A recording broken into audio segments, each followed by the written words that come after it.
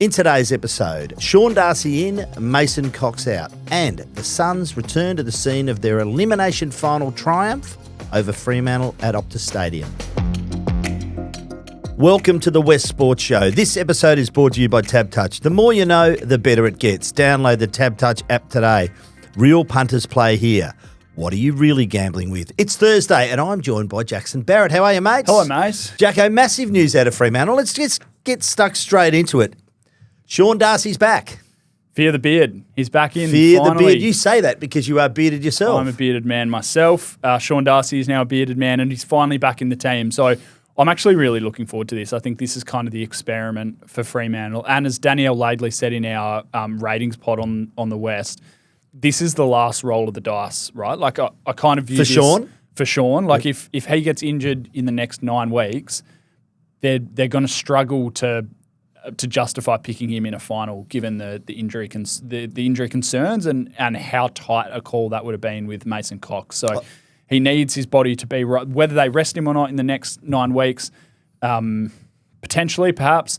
But this is a statement of intent that he is our guy, and they're now going to look to get him through to finals, you suspect. I also like Mick Moldhouse's column today, where he said you've got to pick 28. You've got to have 28 fit players. So you've got to have your tall defenders, your mid defenders, your tall forwards, your mid defenders, your midfielders, and your ruck. You've got to have some ruckmen to call on. So, look, it's his first game since round 5. That was against Collingwood back on April 10. He's had 3 really solid weeks in the waffle. The question is, what sort of match time's he going to get? Because the concerns over Luke Darcy, well, they're not concerns. He's the number 1 player in the comp at the moment. Yeah. Absolutely flying Luke Jackson. But it was a selection that wasn't really, for me, about Darcy or Mason Cox. It was about how much is it going to disrupt Luke Jackson. Mason Cox, by the way, is the only player admitted at this stage. Jager O'Meara, Corey Wagner and Chris Sherry also come in on an extended bench. So Mason Cox is the only player admitted. So he'll play on Saturday against West Perth in the waffle. Joondalup. Yeah. So, look, that for me is going to be interesting. The question was always who's going to have more impact as a forward. For me, it's Mason Cox. He hasn't been clanking them, but he's still been bringing the ball to ground. But you think this is a real big statement from the coach? Yeah, I think this is the first opportunity that they've had in a little while to genuinely go with a ruckman that they think is going to the play they feel is the second best ruckman on their list. And I take your point that you've made in a couple of pods around the idea of not disrupting Luke Jackson. I think given that they'll be on similar game time and that Jackson's off the ground for whenever Cox or Darcy is rucking, I think things will be okay for Luke Jackson. I think that's all right. Sean Darcy kicked 2, lost the hit-out count just to Scott Jones, former Docker, in the waffle against East Perth at the weekend, but did go forward and kick 2. I suspect that would have gone some way in kind of tipping them over the edge as to who their best ruckman is. I think it's an exciting opportunity for Sean Darcy. The Mick Moldhouse point was great because over Fremantle's bye and this week with everyone in the clear on the track and only Sam Sturt a test on their injury list, everyone talks about Freo's best 23 and this incredible opportunity they've got. But that's never going to be the case in 9 weeks' time when you're preparing for your first final. Like there is going to be a number of guys that are unavailable, sore, suspended. You do need 28 guys. And I think the whole ruck thing, which has kind of been the number 1 point of discussion around Fremantle this season, the one thing they have done, that they've actually nailed the whole thing. So bringing Cox to the club allowed them to cover off Darcy. It's put selection pressure on Darcy for the first time in a little while because Liam Reedy wasn't quite ever doing that. And it means that they have complete cover and they would be completely comfortable if they needed to call on Mason Only Cox one at any player point from on their now. injury list, and he's not really on their injury. He's a test. He Sam trained Sturt. fully this week. It's remarkable, really, when you think, and we're at round 16. Before we go on, let's get the latest odds from our old mate David Short at TabTouch. The Punter's Playbook, brought to you by TabTouch. G'day, it's producer Josh here, and joining me is David Short. Shorty, how you going? I'm very well, thank you, Josh. Fremantle v Gold Coast. What are the markets telling us? Well, Freo on a winning spree, and that's expected to continue here. They're $1.20. Gold Coast at $4.60. That line's set at 28.5 points. And your Freo play to watch, I think it's fair to say he's everyone's player to watch at the moment. He's flying, isn't he, the big fellow? Luke Jackson. So he did it all last week. What about these numbers? 25 hitouts, 28 disposals, 9 tackles, 6 clearances, and 3 goals are the icing on the cake there. His price to win the Brownlow medal's been slashed. So after round 1, he was $81. It's now into $11. He's kicked 3 goals the last 2 games in a row. He's paying $3.40 to kick 2 or more in this game, and $8.50 if he can repeat the efforts of the last fortnight and kick 3 or more again. And who've you got your eye on at Gold Coast? John Noble. So the dashing defender, he was really good, obviously, at Collingwood. Probably didn't get the respect he deserved there. He's moved to the Gold Coast and become such an important player for them. He's amassed 30 or more disposals in 5 of his last 7 matches. So he's literally been a ball magnet the last little bit. Only a few weeks ago, a season best 36. He's paying $1.60 for 25 or more, $3.05 for 30 or more, and $7.50 for 35 or more this weekend. Thanks, Shorty. We'll see you again next week. Thank you, Josh. What are you really gambling with? For free and confidential support, visit gamblinghelponline.org.au. So given those odds, do you give the Suns a chance? Of course, this is a grudge match. This was the, elimination final last year. Gold Coast won by a solitary point due to David Swallow's heroics and a few errors from Fremantle in that last quarter. So they learn a lot from that. I reckon that even though they've played it down and they're still doing the 1 week at a time mantra, I reckon it would have been circled on the whiteboard, and I reckon that would have been talked about internally. Yeah, I think so.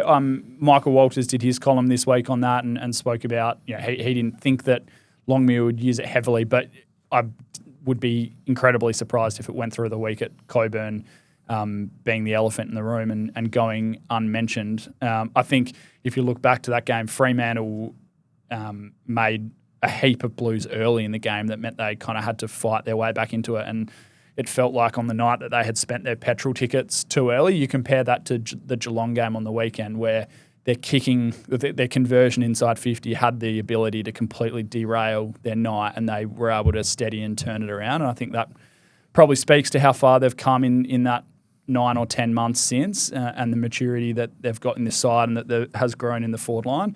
There'll be a little bit in it.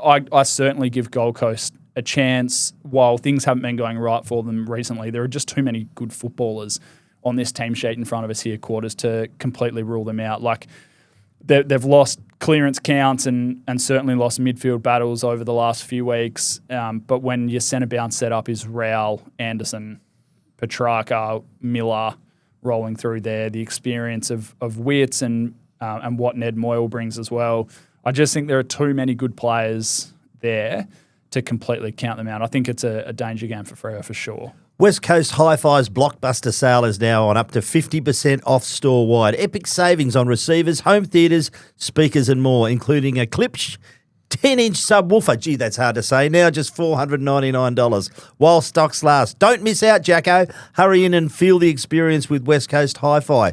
You mentioned Gold Coast and you can't discount them. Pretty handy backline here when you think about the Eulens, Joel Jeffrey, Mac Andrews, Sam Collins. Now, they've recalled Will Powell, so he replaces Daniel Rioli, who will be sadly missed in that side. Charlie Ballard's another one. Tall defender comes in, so clearly they're looking at the Freo triumvirate of Tracy, Voss and Amos. By the way, the Dockers have kicked to an offensive one-on-one at an average of 12.4 times a game, according to Champion data. That's the highest in the competition. So really interesting. You'd think that will be the model now. Those numbers will mean that's the model now. You're going to need 3 or 4 tall defenders to... Oh, yeah. And the great thing about that Gold Coast backline is there's the flexibility there in Mac Andrew, as we saw in that elimination final last year. That can swing him around as a bit of a queen on the chessboard as well. Dylan Patterson, Zach Evans and Ben Jepson are the other players in. So I mentioned Daniel Rioli out with that jaw injury. Sam Claheasy is also out with suspension. So a couple of changes to the Gold Coast side. I've got a nugget for you on the ins. Please do. Zach Evans would be an AFL debutant, but he has played professional sport before. Mm-hmm. He's played 1 Sheffield Shield game for Victoria in 2020 against South Australia. He is an AFL debutant still, though. He would still be an AFL debutant. He took 1 for 31 and didn't get a bat, but he has also played... That is a nugget. 2 one-dayers and 10 2020s for the Renegades. He has. Wow. Yeah. So Zach Evans was Yeah, converted. Was part of that Victorian squad that was kind of competing with WA for Shield titles, but missed out on getting a game and went up north to play AFL a couple of years ago. He was a Cat B rookie. So going for 14 wins in a row, I'd still find it remarkable that it's I actually unbelievable, utter isn't that it? phrase, Yeah. which will be a record for a major or an elite sporting team in Western Australia. Fantastic performance. 3:10 p.m. ball up on Sunday at Optus Stadium. Do you give the Suns a chance? Who are you picking? I'll pick Fremantle, but yeah, as I said before, like a serious danger game for the Suns. Not that you can go past tipping Fremantle. I think everyone in the paper tipped them today. I'm the same. I think they're going to come pretty close to selling this game out, which is remarkable for a Sunday game. They're the hottest ticket in town at the moment. Sunday game against Gold Coast. Sunday game against Gold Coast. I think, that'll get pretty close to being full, and I think they'll probably do it all again, Freo. And Alex Pearce, the man for being king? I would say so. I mean, Brendan Cox tends to get the best forward at the moment, or has done in recent weeks with matchups on Cameron and Gunston across the past month. But you would think that Alex the seems to be a size better profile, matchup for being king. Yeah, he doesn't need much of it to cause you major heartache. Yeah, either. exactly. I think they might need to try a couple of guys as they've done. Like Pearce, I think will get first gig. And then maybe Cox is the matchup for Jed Walter. That'll be a tricky matchup. He works a little bit higher up the ground. So there's a little bit to contend with there as well. And at the other end, I think whoever plays on Sam Collins is going to have a hard game. He's a tough hombre. Tracy? I think so.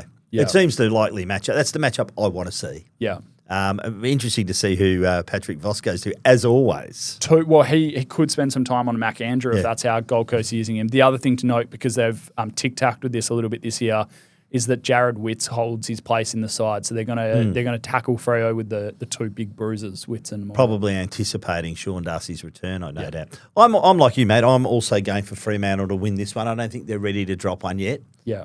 but I suspect it's not far away. Come on, don't say that. Well, I hope not. I just keep it rolling, I say. This episode has been brought to you by Tab Touch. The more you know, the better it gets. Download the Tab Touch app today. Real punters play here. What are you really gambling with? Jacko, thanks for your time. Thanks, Q.